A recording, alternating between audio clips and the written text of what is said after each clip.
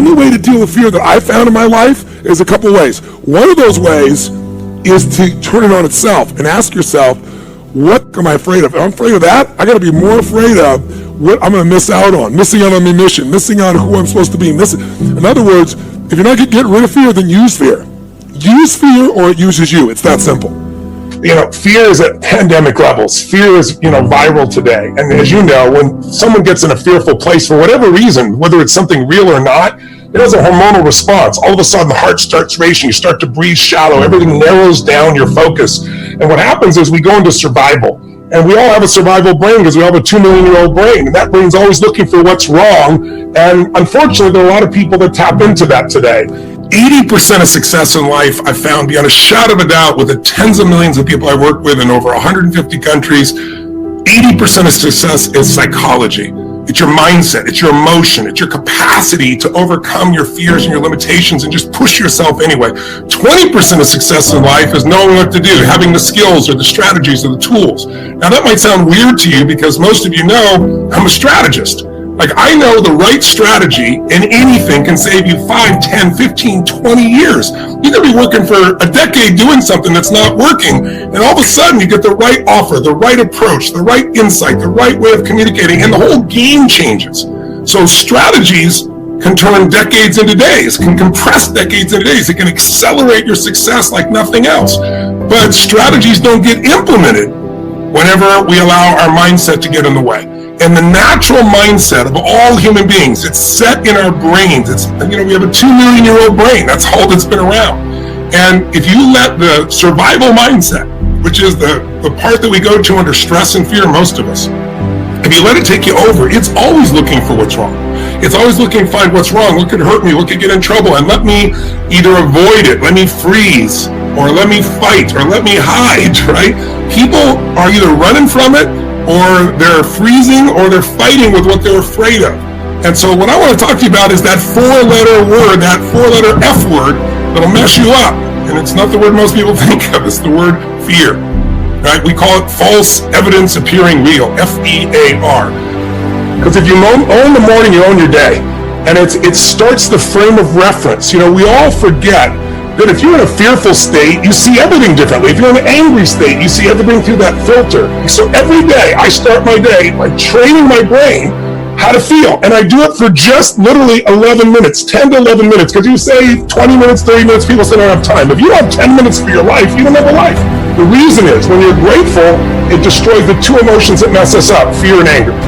You can't be angry and grateful simultaneously. You can't be fearful and grateful simultaneously. So the first step after changing your physical state and emotion is to stack these 3 experiences. If you do that every day to start your day as the first step, you're going to see the world through a different set of eyes. Well, if you can have compassion for others and yourself, if you can send love to others and yourself, if you can imagine a healing light, a gold white light coming through your body like a shower that pours through. So the second step is 3.5 minutes. You think about people you love and you pour light and love into them. You see your own body healing. And then you move to the third step, which is focusing really on what we call your 3 to thrive. 3.5 minutes, the last part of the 10 minutes, where you think of 3 things you really want to achieve, but instead of thinking like you want them, you see it as done. You feel a sense of certainty. You feel a sense of celebration. Because in that state of celebration, that sense of certainty gives you momentum, and now you want to go do something. When people are uncertain, that's when they don't take action. That's when fear takes over. You can either live your dreams or live your fears. And I think the majority of people actually are not living their dreams, but are living their fears. So I want to ask you a question. What are your fears? What are you afraid of? What are you scared of? Because we all have fears, don't we? We all have something that's blocking us, that's holding us back. And as we begin to look at life, what we realize is that the reason that most people are not living out their true potential, are not doing all of the things that they would really like to do, is because of fear. Some people call fear false evidence or expectations appearing real. I'm reminded of the story of a guy that was living in an area where he had some new neighbors, and these neighbors had a bulldog.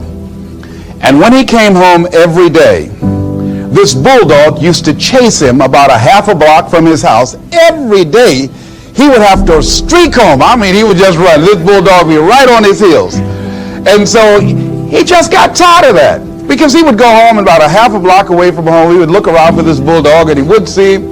And he would go walking casually along, and this bulldog come out of nowhere, woo, and start chasing him, and he'd run home. So this one day, he just got tired. And so when the bulldog was running after him, he started running. He saw a rock, and he stopped to pick it up to throw at the bulldog. And when the bulldog got up on him, he started barking. He realized the bulldog didn't have any teeth in his mouth. Then he started chasing the bulldog. If you don't get all away from it, because the most the bulldog could have done is gum, you know. And so, you know what? Most people go through life running scared. Running scared from things that have no teeth in them, because they're false expectations appearing real.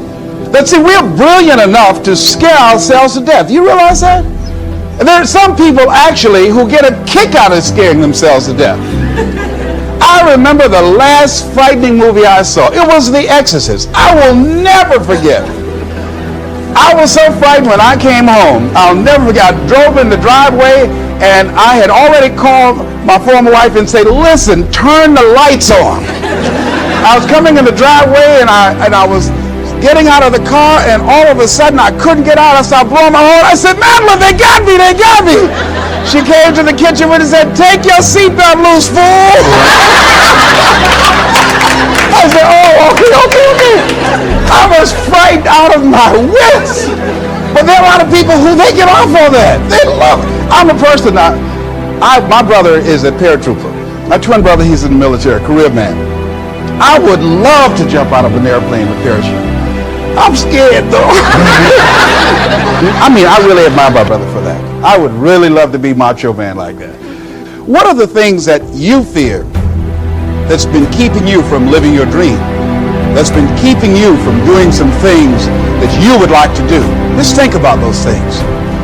And how do we begin to handle that? Abraham Maslow said that the life is about growth. And he said, you can either go back to your comfort zone, and there you won't find any growth, or you must be willing to go forward and face your fears again and again and again. Because you're never going to have a fear-free existence. I mean, some fear is acceptable and legitimate. There are some things that you really should be afraid of. Now, you shouldn't allow it to immobilize you. You acknowledge it, you take it into account, and you carry yourself accordingly. There are times that we should proceed with caution. But it's the difference between being stopped by fear. It's the difference between having a fear and the fear having you. So what do? One, acknowledge it, and knowing that it's okay. Don't condemn yourself for being afraid. It's perfectly fine to have some fears. You acknowledge your fears, you embrace those fears, and then you move on. You act on whatever it is that you fear. Because once you embrace it, see, what you resist will persist. What you resist will persist. So one of the most important things is to begin to embrace your fear.